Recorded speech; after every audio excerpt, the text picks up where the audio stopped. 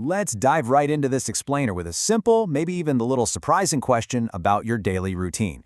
Have you ever finished a great meal, felt perfectly satisfied, wiped your mouth, maybe unbuttoned your pants just a little bit, and thought the hard part was over? Well, it turns out the real work is actually just getting started. I was pretty surprised to discover that for adults over 60, putting down your fork isn't the end of the meal at all.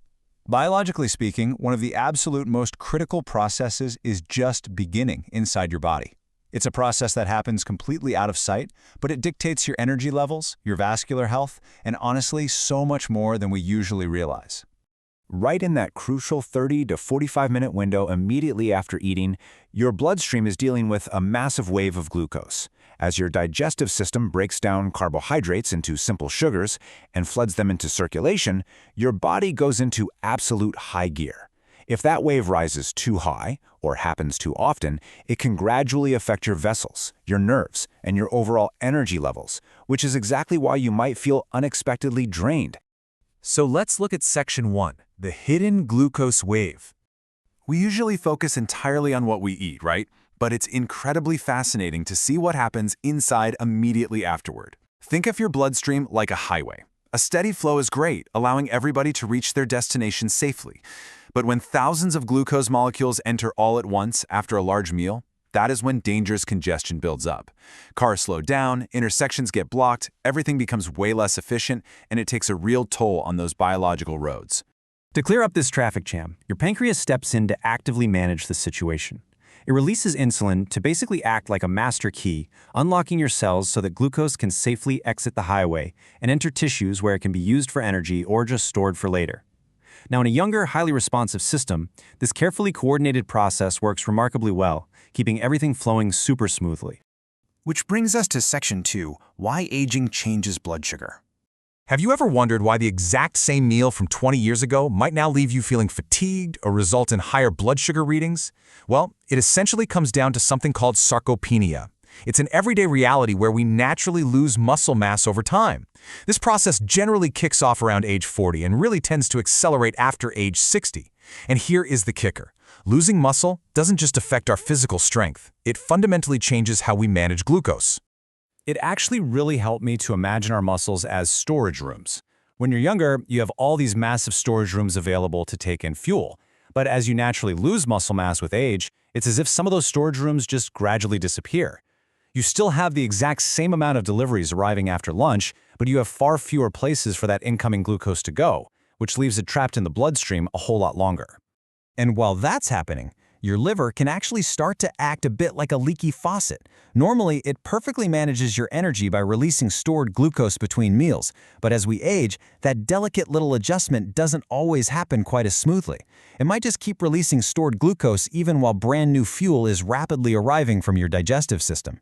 It's literally like trying to fill a bathtub while someone accidentally turns on a second faucet. It's a total recipe for a metabolic flood. Moving on to Section 3, the danger of sitting. So the crucial point here is how our most comfortable habits might accidentally be working against these natural biological changes. When you sit comfortably on the couch right after dinner, you are effectively shutting down the busy muscle loading docks right at the absolute peak of that glucose rush. The delivery trucks of glucose are arriving in droves, but the workers just aren't there to unload them. If we repeat this passive waiting, meal after meal, day after day, that congestion builds up fast. But here is the good news in Section 4. Muscles are your secret weapon. This is incredibly empowering. I found out that your skeletal muscles are actually the largest glucose-using tissue in your entire body. Not your liver, not your brain, your muscles. Even gentle muscle contractions send a powerful signal to open up extra checkout lanes for glucose to enter cells, and it bypasses the need for insulin entirely.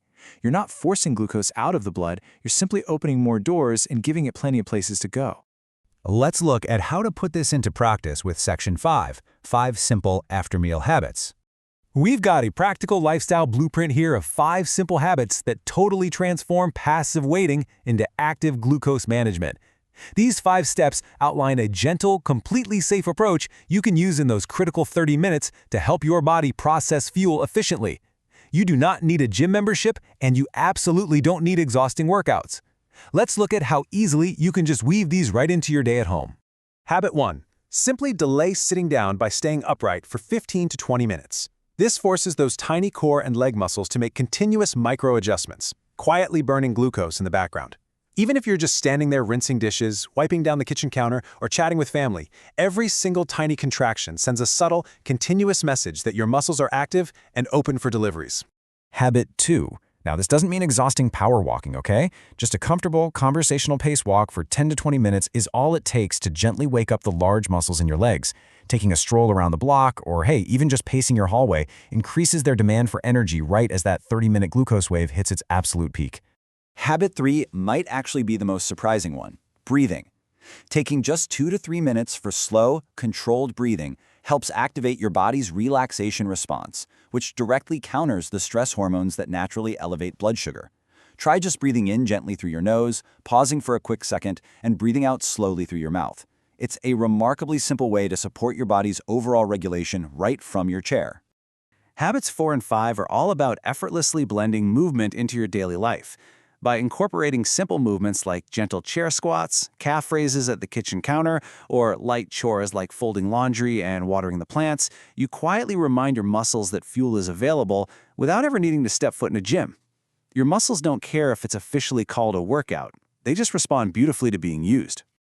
Finally, let's wrap things up with Section 6, Safety and Sustainable Consistency.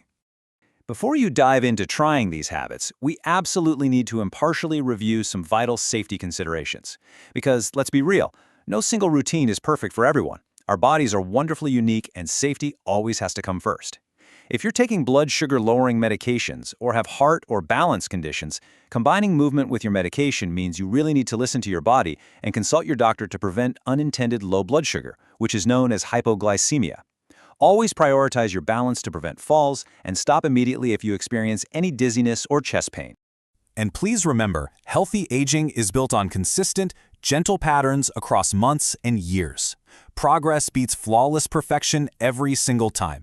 If you miss a walk and end up spending an entire afternoon on the couch, you haven't done anything wrong at all.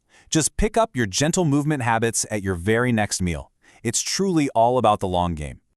I want to leave you with a final thought to really chew on.